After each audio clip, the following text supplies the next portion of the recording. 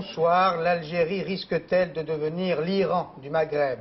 Le pays de Chadli Benjedid a en effet basculé dans l'une des crises les plus graves qu'il ait connues depuis l'indépendance. Cette crise oppose le pouvoir actuel aux intégristes qui ont obtenu une première victoire. Le gouvernement a été dissous et les élections législatives prévues pour le 27 juin ont été reportées. L'enjeu de ce bras de fer est considérable. Si les islamistes l'emportent, tous les efforts pour une relative démocratisation seront réduits à néant et les ondes de choc pourraient se faire sentir dans d'autres pays du Maghreb. Nous écouterons Michel Vozel, le président de la Commission des Affaires étrangères à l'Assemblée nationale, qui s'est souvent rendu en Algérie. Bonsoir. Bonsoir. Mais observons tout d'abord avec vous ce qui s'est passé aujourd'hui à Alger avec Anne Dissez, l'envoyé spécial du RFI. Tout au long de cet après-midi, progressivement, le calme est revenu sur Alger. Il n'y a pas eu de fusillade comme celle de la place du 1er mai ce matin. Pas d'accrochage sérieux avec les forces de l'ordre. Seuls quelques jeunes irréductibles descendent abribus et autres constructions légères pour en faire des barricades. Leur passe-temps favori depuis mardi soir, c'est la fouille des voitures. Fouille tellement minutieuse qu'une femme ce matin a été arrêtée 3 fois pour que ces jeunes puissent à loisir visiter sa malle arrière. Il y a très peu de circulation en ville, certainement à cause des contrôles sur les grandes routes d'accès et aussi surtout parce que les Algériens ont eu peur de se rendre à Alger dans une situation d'état de siège. C'est aussi pour cette raison que les commerçants ont fermé boutique. Ce matin, le mouvement était général. En début d'après-midi, quelques magasins ont ouvert et très vite refermé dès que les harcèlements de ces jeunes vis-à-vis des barrages de police ont repris. Cela ressemblait trop à octobre 88 lorsque les commerçants avaient été une des cibles privilégiées de ce même type de manifestants. Même le Front islamique du salut semble devenir raisonnable. Il a donné encore de manière officieuse la consigne d'arrêt de la grève et de dispersion des manifestations. Il y a un an, les intégristes algériens portés au nu par leurs concitoyens s'étaient imposés à l'occasion des élections locales dans de très nombreuses villes. Aujourd'hui, ce n'est plus le cas et c'est cela sans doute qui les incite à radicaliser leur action. Une pression de plus en plus forte pour imposer un projet de société qui se rapprocherait de celui de l'Arabie Saoudite, économiquement plutôt libéral mais très conservateur en ce qui concerne les valeurs de l'islam. Joël Hazard. Islamiste à travers le monde. Le fils s'est érigé en ultime recours à tous les maux de l'époque. Il prétend détenir la solution à la crise économique et sociale qui secoue l'Algérie. Pour ses militants, l'organisation de la cité passe par l'autorité des mosquées. Le président du fils, Cher Madani, est un islamiste pragmatique. S'il prône le retour systématique aux valeurs de l'islam sur le mode d'une république islamique, il se réfère au Coran pour prêcher la libéralisation économique. Son équipe est constituée de jeunes intellectuels sortis pour la plupart des universités américaines. Mais ici s'arrête l'esprit d'ouverture, car s'il s'est prononcé pour la libre circulation des capitaux et des biens, il a contesté aux Algériens la libre pensée et l'émigration. Pour lui, les Algériens doivent vivre dans une société musulmane conforme. Son modèle reste l'Arabie Saoudite, avec laquelle il a partie liée, ouverte économiquement sur l'Occident, modérée dans sa politique extérieure, mais très conservatrice à l'intérieur. Reste qu'il semble aujourd'hui dépassé par ces ultras, qui l'entraînent peu à peu vers une fuite en avant. À côté du fils, il y a 6 ou 7 petits partis islamistes qui comptent. Ce sont des concurrents. Ils n'ont pas son importance, mais ce sont des concurrents. Et en cas d'élection, il y aurait certainement raflé un certain nombre de voix. Alors cela, plus les dissensions internes, expliquent en quelque sorte l'attitude du fils qui a recherché des martyrs. Et le fils durcit encore son attitude ce soir. Il appelle à la poursuite, nous venons de l'apprendre, à la poursuite de la grève générale illimitée. Si les islamistes parviennent à conquérir le pouvoir, ils se montreront sans doute très exigeants à l'égard de tous les Algériens attirés pour des raisons économiques ou culturelles par l'Occident. On comprend donc que la communauté algérienne vivant en France soit très attentive. Inquiets, ils le sont tous. Après les événements d'hier, inquiets pour certains, amers de voir le processus démocratique à nouveau en danger. Jean-François Gringoire et Joseph Tual sont allés recueillir leur réaction à Paris. Achour Sidoumi a quitté l'Algérie il y a 11 ans pour parfaire sa formation. Il est aujourd'hui un radiologue reconnu. Après les événements d'Alger, il s'interroge sur la capacité des autorités à maîtriser la situation et s'inquiète de l'action du Front islamique du salut. Le fils, c'est un mouvement fasciste qui ne veut pas de la démocratie, il le dit, il l'affiche. Donc qu'il y ait des morts, bon, il fallait bien que les autorités réagissent. C'est malheureux, mais c'est comme ça. Donc pour vous aujourd'hui, c'est plutôt l'inquiétude qui vous habite? Eh ben oui. Moi, je ne vois pas du tout la suite. Enfin, je la vois pas. Je l'imagine mal. À 500 mètres de l'hôpital, Barbès et une population algérienne nombreuse, désœuvrée, si loin de l'Algérie meurtrie. Ici, on accuse le fils, puis aussitôt le FLN. En fait, on n'est plus sûr de rien. N'importe quel parti qui prend le pouvoir, il ne peut pas. On a 25 milliards de dettes crédit, alors on a plus de problèmes en Algérie. Je ne sais pas comment on va faire là-bas. Ces étudiants algériens achèvent de longues études à Paris. Les affrontements à Alger, par manque d'informations, ils hésitent à les juger et les perçoivent avec résignation. C'est regrettable c'est-à-dire d'entendre des nouvelles comme ça, parce que on est les fils d'un même peuple, on fait partie d'un même peuple, et de savoir qu'il y a des gens qui meurent pour rien, c'est mal pour supporter ça. On n'est jamais aussi bien que dans son pays, nous ont-ils dit pour nous convaincre qu'ils souhaitaient, quoi qu'il arrive, rentrer un jour en Algérie. La France politique suit également de très près la situation qui a été évoquée au Conseil des ministres. Paris souhaite et espère un retour au calme le plus vite possible. Opposition et majorité, toute la classe politique espère bien sûr l'organisation à terme d'élections démocratiques. Réaction tout de suite de Jacques Chirac, Gérard Longuet et André Lajoigny pour le RPR, le PR et le PC. Réaction recueillie par Charles Sanviti. Nous sommes assez préoccupés de la situation en Algérie, et notamment par évidemment les désordres et les morts, les violences, mais aussi par le comportement du fils qui manifestement joue une carte de déstabilisation. Le gouvernement socialiste peut effectivement balayer devant sa porte parce qu'il est resté complètement indifférent quand Chadli Benjedid a tiré sur sa foule, sur ses jeunes, et il y a eu un silence assourdissant. L'Algérie est un pays avec lequel nous avons de fortes traditions, des liens historiques, et qui ne peut pas nous laisser indifférents, et qui connaît aujourd'hui une certaine crispation due au développement, je dirais, d'une certaine forme d'intégrisme préoccupant. Et je conçois parfaitement que les Algériens qui vivent en France, qui vivent et travaillent en France, manifestent leurs préoccupations. Je souhaite que l'ordre et la démocratie, l'un ne pouvant pas aller sans l'autre, finissent par triompher en Algérie. Et nous recevons ce soir Michel Vauzel, le président de la Commission des Affaires étrangères à l'Assemblée nationale. Bonsoir. Bonsoir. Merci de venir. Votre témoignage sera intéressant parce que vous êtes rendu à plusieurs reprises, non seulement en Algérie, mais dans tous les pays du Maghreb. Quelle est ce soir votre perception de la situation? Je crois d'abord que ce qu'il faut que nous fassions, c'est de prendre une attitude de non-ingérence dans les affaires politiques des pays du Maghreb, parce que nous ne ferions qu'ajouter de l'huile sur le feu dans un moment où il n'y en a pas besoin. Pour autant, on peut dire qu'il faut espérer que le cycle de la violence sera brisé. Saddam Hussein parlait, en parlant de la guerre du Golfe, de la mer des batailles, et en effet, on peut imaginer que ce qui se passe en Algérie puisse engendrer un flux de violence qu'on pourra difficilement contrôler. La seule façon, en réalité, de sortir de ce cycle de la violence possible, c'est d'aller davantage, plus vite encore, vers une vie démocratique. Et je crois que précisément, si le président Chadli a proposé la formation d'un gouvernement qui reflète pas seulement le FLN, mais également les autres partis démocratiques du pays, je crois que c'est une bonne direction pour conduire à des élections qui doivent être proches. Alors, si vous le permettez, Michel Vauzel, là, vous venez d'exprimer un vœu, oui, un espoir. Oubliez un instant votre tenue de diplomate. Quelle est votre analyse de la situation ce soir? À votre avis, le rapport de force peut-il tourner en faveur des islamistes? Moi, je crois qu'on doit faire confiance aux Algériens. Dans mes voyages, au pire moment, au moment de la guerre, en pleine guerre, j'ai rencontré des responsables, pas seulement du gouvernement et du FLN, mais d'autres partis politiques, et puis des gens de la rue.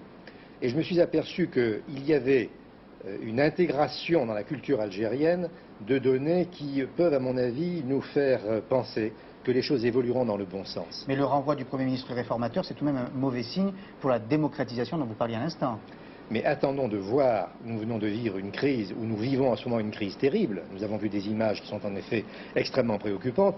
Attendons de voir demain ou après-demain quel sera le nouveau gouvernement formé et le rôle qu'il jouera. Je poserai ma question différemment. Les islamistes ont-ils une chance de gagner ou de conquérir le pouvoir? Là, mon sentiment, je vous le répète, c'est que les Algériens, dans leur grande majorité, sont attachés à des formes de culture qui nous sont communes et qui font que chaque jour les rapprochera d'un modèle démocratique. Je dirais qu'il y a pour eux la nécessité d'adopter ce processus s'ils veulent adopter un certain modèle de développement. Il y a en effet un lien maintenant entre le développement économique et social et la démocratie. Pour l'Algérie, choisir la voie démocratique, c'est choisir la voie du développement. Naturellement, la démocratie est un luxe. Et cela suppose que nous, Français, et c'est mon vœu depuis longtemps, nous devons en ce moment même faire un geste politique fort avec la communauté européenne pour aider l'Algérie dans son développement économique afin qu'en effet, elle puisse évoluer vers la démocratie sans connaître les problèmes liés à la misère et à l'histoire démographique qu'elle connaît aujourd'hui. Si les islamistes progressent, risque de contagion au Maroc ou en Tunisie? Naturellement, le Maghreb a une forte unité culturelle, politique, et ce qui se passe en Algérie est suivi avec beaucoup d'attention en Tunisie et au Maroc, mais je dirais qu'en France aussi, il ne s'agit pas d'un problème de politique étrangère, c'est un problème de politique intérieure, et les prochaines échéances en France peuvent être touchées par une évolution politique délicate en Algérie, au Maroc ou en Tunisie. Merci Michel Vauzel. Merci. Israël fait une concession diplomatique, l'État hébreu accepte la participation de l'Europe à une éventuelle conférence de paix. Ces perspectives de paix au Proche-Orient et la probabilité d'un désarmement ne conduisent pas pour autant les pays occidentaux à baisser la garde. C'est le cas de la France, qui veut tirer les enseignements de la guerre du Golfe et qui a constaté une faille ou plutôt un manque dans son dispositif. La France n'avait pas de grandes oreilles pour tout entendre, pour tout savoir. Et dans ce nouveau dispositif envisagé par la France, les moyens de renseignement militaire, autrement dit les satellites espions, auront une place prépondérante. Un système plus performant encore que Spot sera mis en place. Pierre Babet et Philippe Basquin ont eu accès cet après-midi même à des documents jusqu'alors confidentiels. Crise du Golfe, les plus hautes autorités françaises regrettent amèrement notre dépendance à l'égard du renseignement militaire américain. Dans le même temps, les États-Unis louent les qualités irremplaçables de notre satellite Spot. Aujourd'hui, nous sommes en mesure de révéler que 2 systèmes SINA comme celui-ci étaient à Al-Assa pour aider nos pilotes dans la préparation de leur mission. En cours de préparation de mission, c'est-à-dire en cours de définition de ma route, je vais pouvoir visualiser des zones particulièrement délicates à traverser avec une forte densité de défense solaire, de façon à pouvoir épouser au mieux le terrain, de façon à me soustraire aux défenses. À 932 000 mètres d'altitude, grâce à des passages successifs, le satellite militaire permet de repérer des modifications sur le territoire adverse. Exemple, cet aérodrome survolé à quelques mois de distance, les travaux d'aménagement sont évidents. Ceci pourrait être effectivement une zone protégée, étant donné qu'on a un merlonnage qui apparaît sur l'image. Le club des pays qui détiennent la souveraineté dans le domaine de l'observation spatiale est encore plus fermé que celui des pays qui détiennent la souveraineté dans le domaine atomique. Et pour rester dans ce club très fermé, la France va décider de renforcer son spatial militaire. Elle y consacre dès cette année 2 465 millions de francs. L'histoire va-t-elle se répéter? Pierre Mauroy et Georges Marchais vont se rencontrer dans les prochains jours. On croyait l'union de la gauche révolue à jamais, mais des indices apparaissent des deux côtés. Les premiers indices de ce rapprochement entre le PC et le gouvernement ont été très clairs au cours du comité central qui se déroule depuis hier.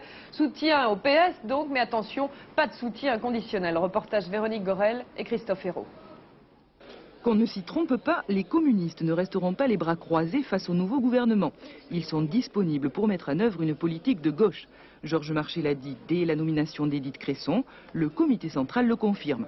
Un comité central en 2 temps. Hier, le soutien au gouvernement paraissait presque inconditionnel.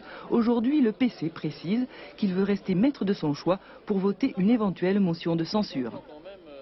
Nous n'excluons rien par principe, en appréciant chaque situation. Vous l'avez d'ailleurs vu l'an dernier avec la CSG. Et c'est ce que fait notre groupe parlementaire en toutes circonstances. Mais en même temps, nous mettons en garde contre l'illusion qu'en l'état actuel des choses, des forces, la censure pourrait résoudre les problèmes qui sont posés au pays. Dans l'immédiat, principale préoccupation, gérer une situation électorale grave. Le Parti communiste continue de croire aux vertus de l'autocritique. Les refondateurs approuvent, mais il leur en faudrait plus pour être séduits. Il y a l'affirmation d'une volonté d'avancer, de sortir des illusions sur je ne sais quel isolement ou en tête-à-tête avec les gens, comme on dit. Là aussi, il y a quelque chose d'intéressant, mais qui mérite d'être poursuivi et amplifié. Casse-tête pour les communistes, marquer leurs différences sans paraître trop dépendants du PS, mais en ménageant leurs intérêts, échéance électorale oblige. L'angoisse du bachelier devant sa feuille blanche, près de 600 000 jeunes Français l'ont éprouvé ce matin. L'art, la science ou la religion, Kant, Aristote ou Pascal pour les auteurs. Dans l'ensemble, les sujets proposés sont sans surprise. Un bac philo beaucoup plus classique que l'année dernière avec peu de références à l'actualité. L'exemple tout de suite de l'Académie de Nantes, reportage de notre station régionale Marie-Christine Dupé. Ce matin, les seconds degrés, cet après-midi, les technologiques. Ouf, c'est fait. Les candidats au bac 91 respirent après la stressante première épreuve. Nul doute que sur les quelques 30 000 aspirants bacheliers de l'Académie de Nantes, beaucoup ont connu une nuit agitée. Mais dès 8 heures ce matin, tout le monde, ou presque, était prêt à plancher sur des thèmes différents suivant les séries bien sûr. Cette année, des textes de Pascal, Nietzsche, Aristote ont été proposés à la réflexion, ainsi que des questions sur l'art, la liberté ou la vérité. Qu'est-ce qui vous a inspiré? Au départ, pas grand-chose, et puis finalement, j'ai pris le premier sujet sur les artistes. J'ai confronté les deux termes. J'ai montré en quoi calculer s'était pensé. Et maintenant, qu'est-ce que vous allez faire de votre après-midi? Me détendre un peu, puis continuer les révisions pour les prochaines épreuves, quoi. Côté éducation nationale, c'est demain que commenceront les premières corrections de copies, jusque-là précieusement enfermées.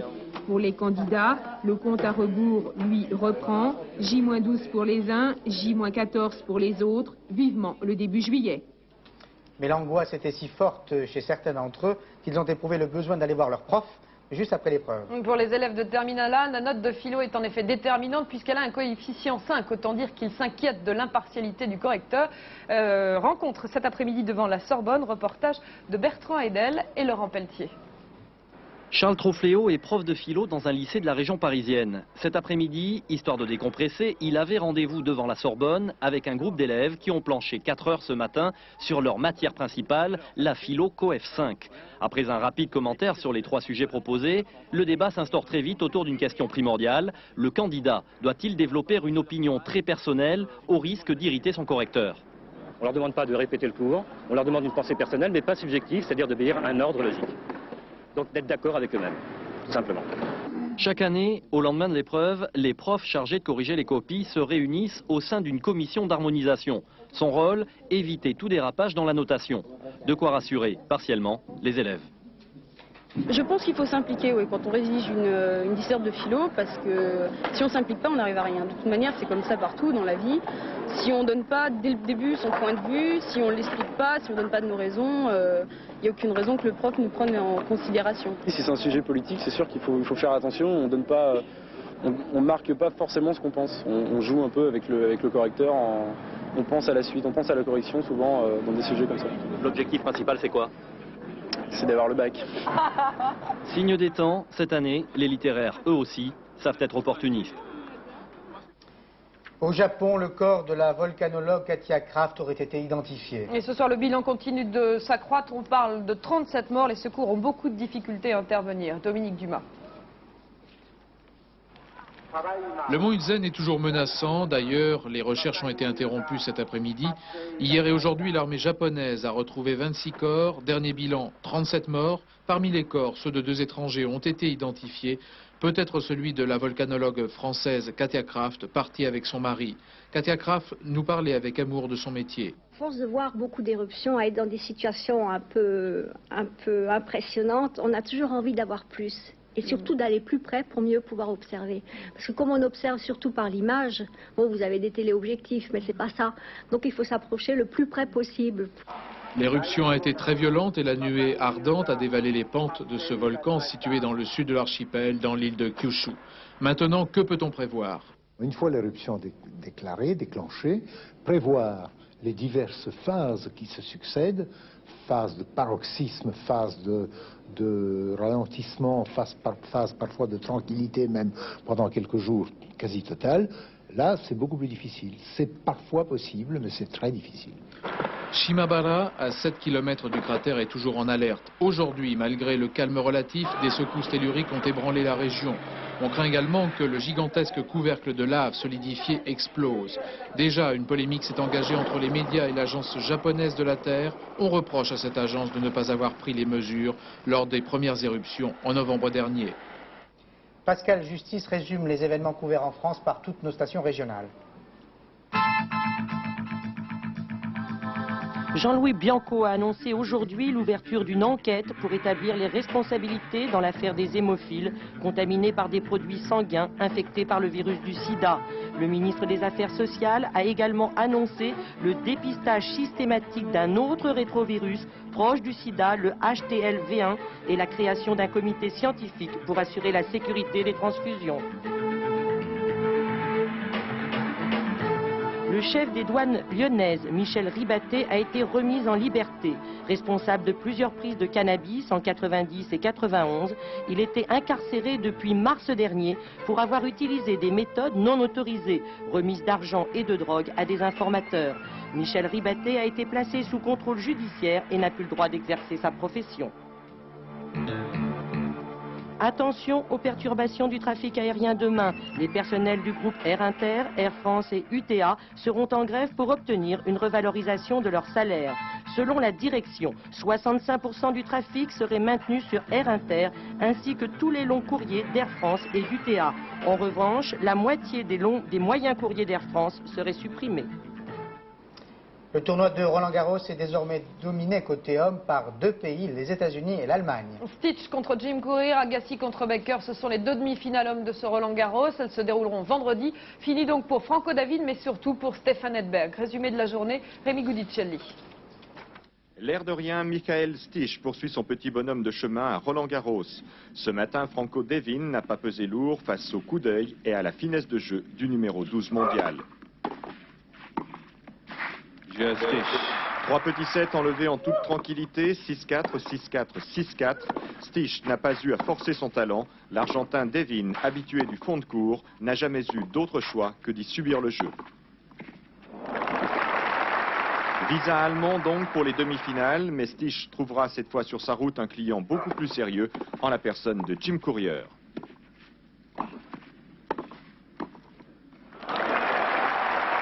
On ne l'attendait pas à ce niveau de la compétition, il est pourtant venu y déloger Stefan Edberg, le chouchou du public de ces internationaux de France. Jim Courier, 21 ans, et une frappe de mule forgée au Texas pour faire douter le Suédois. Un premier set perdu par manque de concentration, Edberg se retrouve complètement dans le second, tennis aérien.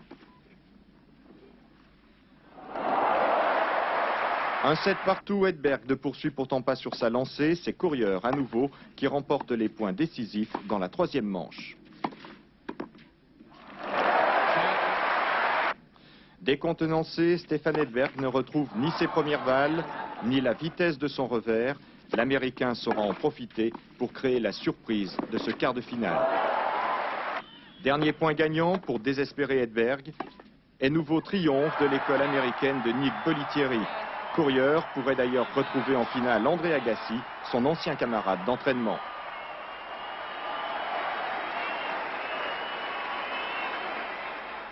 Et pour conclure ce 19-20, je vous propose de regarder les toutes nouvelles images qui nous sont parvenues à l'instant d'Alger. Ce sont les premières depuis 24 heures. Elles confirment l'information que l'on vous donnait tout à l'heure. Retour au calme à Alger, pas d'affrontement entre les islamistes et les forces de l'ordre, mais c'est un calme précaire. L'armée est partout. Et cela a incité le FIS, le Front islamique du salut, à demander à ses militants de ne plus se rassembler, de ne plus manifester pour éviter un affrontement direct, pour éviter des morts. Mais le FIS demande tout de même une grève générale illimitée. L'épreuve de force continue donc entre le gouvernement actuel, entre le pouvoir, il n'y a plus de gouvernement, et le Front islamique du salut. Ce 19-20 est terminé, pardon pour ce léger débord de 8 secondes à peine. Dans quelques secondes, Michel Doré vous parlera du temps. À demain. Bonsoir. Bonsoir.